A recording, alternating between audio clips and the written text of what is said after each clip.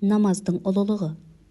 Алла тағала былай деген: шүбәсіз, намаз мүміндерге белгілі уақыттарда, яғни әр намаз өз уақытында өтелсін деп парыз етілді. Пайғамбарымыз саллаллаху алейхи уассалам: 5 уақыт намаз пенделерге парыз қылынған. Мән беріп, ешбір нәрсесіне немқұрайлы қарамай, сол 5 уақыт намаздың парызын орындаған кісіні пейішке кіргізуге Алла уәде қылған. 5 уақыт намаздың парыздарын орындамағандар мен Алланың ешқандай келісімі жоқ. Қаласа оны азапқа салады, қаласа кешіреді деген.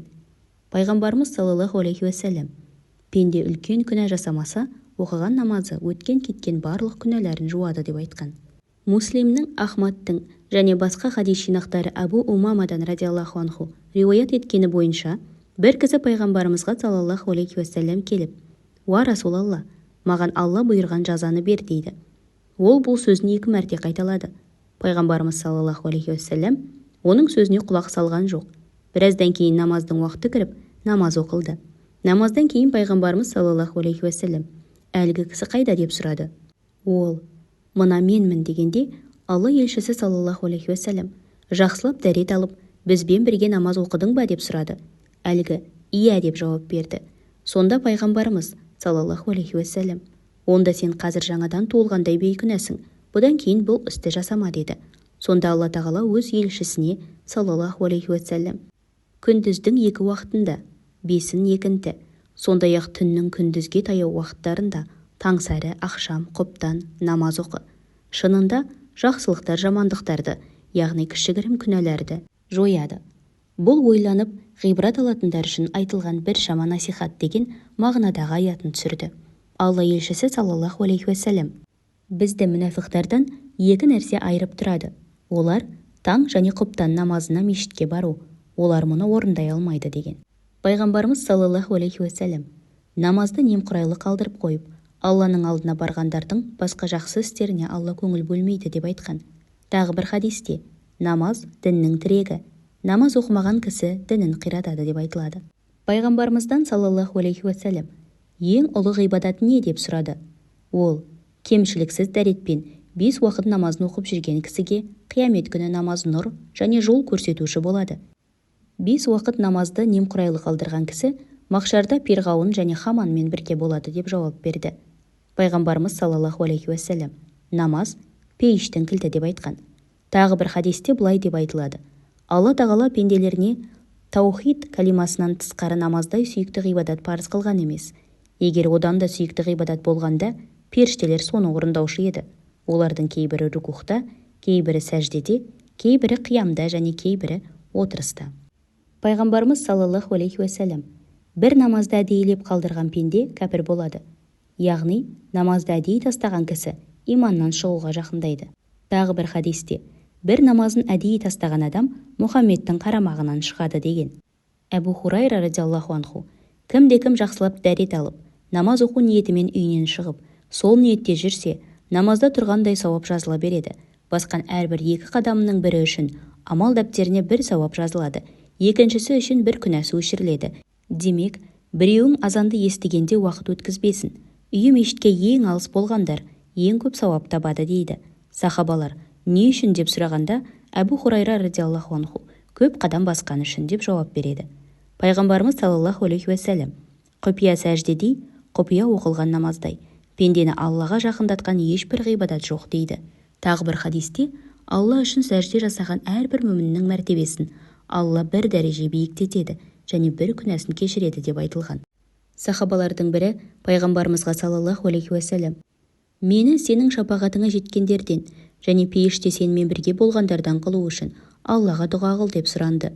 Пайғамбарымыз саллаллаху алейхи уассалам оған: көп сәжде жасаумен маған жәрдемші бол деп жауап берді. Риуаяттар бойынша пенденің Аллаға ең жақын жағдайы сәждедегі жағдайы. Негізінде Раббыңа сәжде етте, оған жақында. Бұл сәжде аяты, дереу сәжде жасау керек деген аяттың мәнісі де сондай. Сәжде аяттары Құранның 14 жерінде бар. Бұл сүрелердің және аяттардың реттік нөмірлері төменде берілген. 7-ші нөмірлі Ағраф сүресінің 206 аяты, 13-ші нөмірде Рахд сүресінің 15 аяты, 16-ші нөмірде Нахл сүресінің 50 аяты, 17-ші нөмірде Исра сүресінің 109 аяты, 19-ші нөмірде Мариям сүресінің 58 аяты. 22 нөмірде Хаж сүресінің 18 аяты. 25 нөмірде Фурқан сүресінің 60 аяты. 27 нөмірде Намл сүресінің 25 аяты. 32 нөмірде Сәжде сүресінің 15 аяты. 38 нөмірде Сад сүресінің 24 аяты. 41 нөмірде Фуссилат сүресінің 37 аяты. 53 нөмірде Нәжім сүресінің 62 аяты. 84 нөмірде Иншиқақ сүресінің 20 аяты. 96 нөмірде Әлақ сүресінің 19 аяты. Тіләуат сәжде жасау ниетімен қолдарды құлақ тұсқа көтермей Аллаху акбар деп сәжде жасайды. 3 мәрте Сүбхана раббил а'ла деп айтады. Одан кейін Аллаху акбар деп сәждеден тұрады. Алла тағала олардың белгісі жүздеріндегі сәжде ізі дейді. Бір жорамал бойынша бұл жердегі белгі сәжде уақытында намаз оқығандардың шекесіне жұққан шаң топырақ сияқты нәрселер. Тағы бір жорамал бойынша аяттағы белгі пенденің көкірегіндегі тақуалықтың нұры. Бұл жорамал дұрысырақ. Басқа бір жорамал бойынша айтылған белгі қиямет күні дәреттің ізі арқылы намаз оқығандардың жүзінде байқалатын нұр. Алла елшісі саллаллаху алейхи уассалам: адам баласы сәжде аятын оқып артынан сәжде жасағанда шайтан бір шетке шығып алып: мен құрыйын. Сол кісі сәжде жасауға бұйырылып сәжде жасады. Енді пейішке кіреді. Мен болсам сәжде жасауға бұйырылғаныммен қарсы шыққаным үшін тозаққа кіремін дейді деген. Риуаятқа қарағанда Али ибн Абдулла ибн Аббас радиаллаху анху күніне 1000 мәрте сәжде жасады. Міне сондықтан оны сәждеші деп атайды. Мағлұматтарға қарағанда Омар ибн Абдулазиз топырақтың үстінде намаз оқып сәжде жасады. Юсуф ибн Асбат радиаллаху анху: уа жастар, ауырып қалудан бұрын денсаулыққа жағдай жасаған мүмкіншіліктерді пайдаланыңдар. Мен қазір толық көріністе рукух, сәжде жасай алғандарды қызғанамын. Өйткені денсаулығыма байланысты екеуін толық жасай алмаймын деген. Саид ибн Жубайр радиаллаху анху: бұл дүниеде сәждеден басқа еш нәрсеге уайымдамаймын деп айтқан. Намаз оқымаған кісінің жазасы. Алла тағала тозақылар туралы былай деген: содан олар тозақылардан: сендерді осынау жаһаннамға не айдап әкелді деп сұрайды. Сонда әлгілер: біз намаз оқитындардың қатарында емес едік, пақыр міскінді тамақтандырмайтын едік, ғапылдыққа салынғандармен бірге Алланы ақыретті ескермей, бос сөз, пайдасыз іспен уақыт өлтіріп, күнәға батыратын сауық сайранға елтіп, ғапылдыққа салынатын едік. Ахмад ибн Ханбалдың риуаяты бойынша Алла елшісі саллаллаху алейхи уассалам иманды пендемен Аллаға серік қосудың және кәпірліктің арасындағы айырмашылық намазды тастау деген. Сахих хадисте Баззардың риуаяты бойынша пайғамбарымыз саллаллаху алейхи уассалам: намаз оқымағанның исламнан несібесі жоқ, дәреті жоқ кісінің намазы қабыл болмайды деген. Табаранидің айтуы бойынша пайғамбарымыз саллаллаху алейхи уассалам: аманатқа қиянат жасағанның иманы жоқ, таза болмағанның намазы қабыл болмайды, намаз оқымағанның діні жоқ, бастың денеде орны қалай болса, намаздың діндегі орны да осындай деген. Баззардың және басқа бірнеше хадис жинақтары бойынша Ибн Аббас былай деген: қарашығым орнында тұрып, көзім көрмей қалғанда маған: біз сені емдейміз, бірақ бірнеше күн намаз оқымай тұруың керек деді. Мен: жоқ, болмайды. Өйткені пайғамбарымыз саллаллаху алейхи уассалам маған: намаз оқымаған кісіге Алла қаһармен қарайды деп айтқан, дедім. Табарани пайғамбарымыз саллаллаху алейхи уассалам азат еткен Умаймадан риуаят еткені бойынша Умайма былай деген: Алла елшісінің саллаллаху алейхи уассалам басына су құйып беріп жатқан едім. Сол сәтте бір кісі келіп, маған насихат айт деді. Пайғамбарымыз саллаллаху алейхи уассалам: бөлшектеніп майдалансаң да, отқа күйдірілсең де, Аллаға ешбір нәрсені серік қоспа. Отбасыңнан, мал-мүлкіңнен айырылуды бұйырса да, ата-анаңа қарсы сөз айтып, қарсы шықпа. Шарап ішпе, өйткені шарап ішу барлық жамандықтардың басы. Парыз намазды әдейілеп қалдырып қойма, өйткені әдейілеп парыз намазды қалдырған кісіге Алла тағаланың және оның елшісінің кепілдігі болмайды деді. Әбу Нағимның айтуы бойынша пайғамбарымыз саллаллаху алейхи уассалам: еш себепсіз әдейі намаз оқымаған кісінің атын Алла тағала тозақтың есігіне, тозаққа кіретіндердің қатарына жазады деген. Табарани және Байхақидің риуаятына Алла елшісі саллаллаху алейхи уассалам намаз оқымаған кісі отбасының және мал-мүлкінің тарап кетуіне жол ашады деп айтқан. Азбаханидің айтуы бойынша пайғамбарымыз саллаллаху алейхи уассалам: Алла тағала себепсіз намаз оқымай жүрген кісінің барлық жақсылықтарын өшіреді. Тәубе жасап, қайтадан Аллаға қайтқанға шейін онымен ешбір байланысы болмайды деген. Алла тағала Құранда былай деген: алайда кейіннен олардың орнын нашар ұрпақ басты. Олар намазды тәрк етті. Әйел, бала-шаға, дүние-мүлік, мансап, атақ, абырой сынды дүниелік нәрселерге қызығып, нәпсілері қалаған нәрселердің соңына түсті. Олар түптің түбінде құрдымға немесе тозақтағы терең сайға құлап, сазайларын тартады. Ал араларында тәубе етіп, игі істер істегендердің жөні бөлек. Олар жұмаққа кіреді, титтей де әділетсіздікке ұшырамайды. Ибн Масғуд айтады: аятта тәрк етті деген сөз намазды толығымен тастады деген емес, оны уақытында оқымады деген мағынаға келеді. Табиғиндердің имамы Саид ибн Мусайяб сол аяттағы тәрк етті деген сөзбен екінті уақыты кіруге таяғанда бесін намазын, ақшам болатын кезде екінті намазын, құптан уақыты келместен ақ шам намазын, таң кіретін кезде құптан намазын, күн шығуға жақын таң намазын оқымай, намаздарды қаза қылуды әдетке айналдырып алғандар туралы айтылған. Міне сол әдетін тастамай, тәубе жасамай дүниеден өткендерді Алла тағала тозақтың терең және азабы ауыр шұңқырына лақтыруды алдын ала білдірген дейді. Уа иман келтіргендер!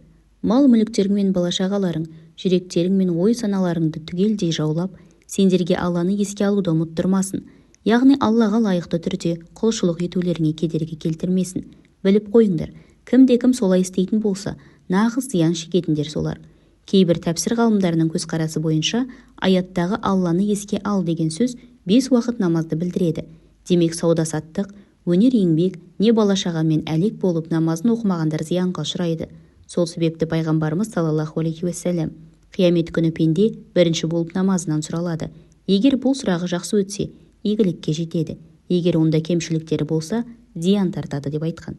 Алла тағала ақыретке тиісінше сенбей, ықылассыз намаз оқитындардың жағдайы қандай өкінішті.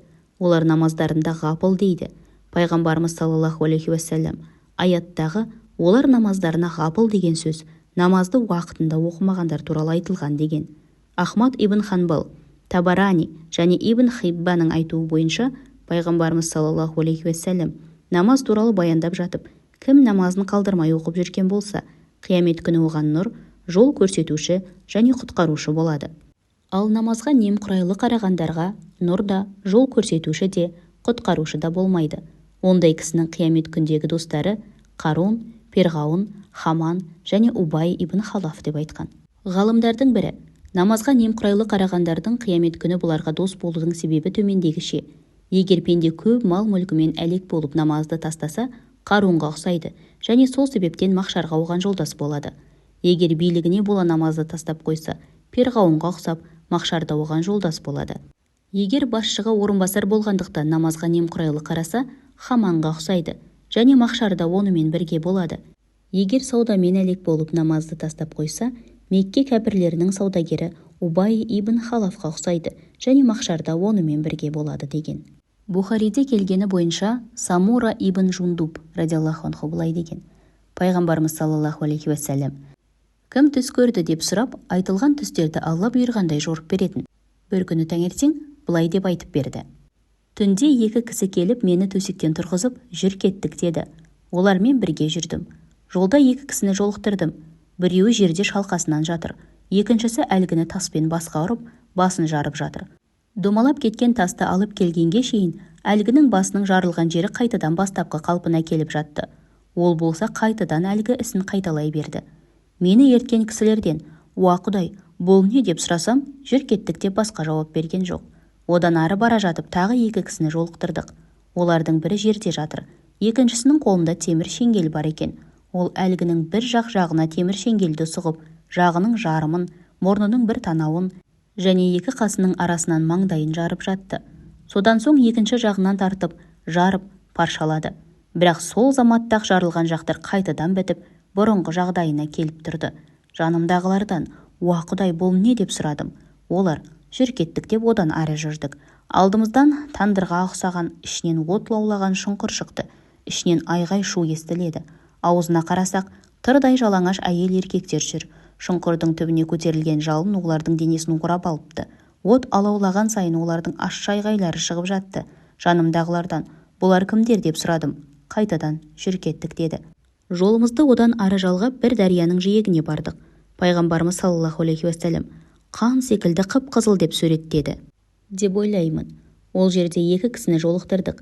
Бірі дарияда жүзіп жүр, екіншісі жиекте, үйілген тастардың жанында тұр. Судағысы жиекке жақындаған сайын жиектегі кісі таспен ұрып қайтарып жатты. Жанымдағылардан: "Бұл не?" деп сұрасам, "Жүр кеттік" деді. Одан әрі жүрдік. Жолда өте қорқынышты бір кісіні көрдік. Одан қорқынышты жанды жолықтыру мүмкін емес еді. Ол кісінің алдында от жанып тұрды. От бәсеңдеген сайын пенде оны қозғап, күшейтіп, тоқтамай отты айналып жүрді. Жанымдағылардан: "Бұл кім?" деп сұрап едім. Олар: "Жүр кеттік" деді. Сапарымыз ары қарай жалғасты. Алдымыздан биік бақтар өскен бақшаны кездестірдік. Бақшада жаз гүлдері, ортасында бойы аспан тіреген бір кісі бар екен. Оның айналасын өте көп балалар қоршап алыпты. Жанымдағылардан: "Бұл кім?" деп сұрадым. Олар: "Жүр кеттік" деді. Жолымызды одан ары жалғап биік өскен ағаштың жанына бардық. Ол өте көркем еді. Бұрын соңды ондай бақ көрген емеспін. Жанымдағылар: "Бұл ағашқа шық" деді. Бәріміз ағашқа жабылып шығып отырып бір қалаға жеттік. Қала ғимараттарының кірпіштері алтын мен күмістен екен. Қаланың дарбазасына келіп қақтық. Дарбаза ашылып, ішке кірдік. Бізді денесінің жарымы келісті, жарымы жағымсыз көріністегі біреулер тосып алды. Жанымдағылар оларға: "Жүгіріңдер, барып әлгі дарияға түсіңдер" деді. Қарасам, суы әппақ дария ағып жатыр. Бізді қарсы алғандар дарияға бір сүңгіп шығып, жанымызға келгенде денелерінің жағымсыз жерлері жоғалып, бастан аяқ ең жақсы бейнеге айналып қалыпты. Жанымдағылар: "Бұл жер адын пейіші, осы жер сенің орның" деді. Жоғары жағы қарасам, ақ бұлттай шаңқайған көрікті сарай тұр. Жанымдағылар: "Міне осы сенің орның" деді. "Сендерге Алла береке берсін, рұқсат берсеңдер, мен сарайдың ішіне кірейін" дедім. "Қазір болмайды, бірақ уақыты келгенде ол жайға кіресің" деп айтты. Олардан осы түні қатты таңғаларлық нәрселерге куә болдым. Олар не еді деп сұрадым. Сонда олар: "Саған айтып берейік, тыңда" десті. Сырлы оқиғаларды түсіндіре бастады. Алғашқы кезіктірген, қайта-қайта басы таспен жаншыланған кісі, Құран кәрімді біліп тұрып, бұйрықтарын орындамаған және парыз намаздарды оқымай ұйықтаған кісі еді. Жағы, мұрны және көзі темір шеңгелмен жарылған кісі, таң атқанда үйінен шыққаннан бастап жалған жала айтып жүрген біреу. Тандырға ұқсас құдыққа қамалған әйел еркектер зинақорлар. Жиекке жақындағанда таспен ұрылып, тынбай дарияда жүзіп жүрген пенде өсімқор еді. Отты қозғап жағып жатқан өңі сұсты, жағымсыз кісі, тозақтың күзетшісі. Бақшадағы ұзын бойлы кісі Ибрахим алейхиссалам, ал жанындағылар мұсылман табиғатымен бұл дүниеден өткен жас балалар. Сол сәтте бір сахаба: "Уа Расулалла, мүшриктердің балалары да соған қосыла ма?" деп сұрады. Пайғамбарымыз саллаллаху алейхи уассалам: "Мүшриктердің балалары да қосылады" деп жауап берді. Денесінің жарымы келісті, жарымы жағымсыз кісілер жақсы ісі де, жаман ісі де бар кісілер еді. Алла тағала олардың жаман істерін кешіріп жіберген. Баздардың айтуы бойынша хадис төмендегіше аяқталады. Сонда пайғамбарымыз саллаллаху алейхи уассалам бастары таспен жарылған және жарылысымен қайтадан бітіп қалған бір топты жолықтырды. "Уа Жабрил, бұлар кімдер?" деп сұрағанда, Жабрил алейхиссалам: "Бұлар намазды ауыр деп санаған тар ойлы жалқау кісілер еді" деп жауап берді. Хатиб және Ибн Нажжардың рахматуллахи алейхима айтуы бойынша пайғамбарымыз саллаллаху алейхи уассалам: "Исламның өзгешеленген белгісі намаз.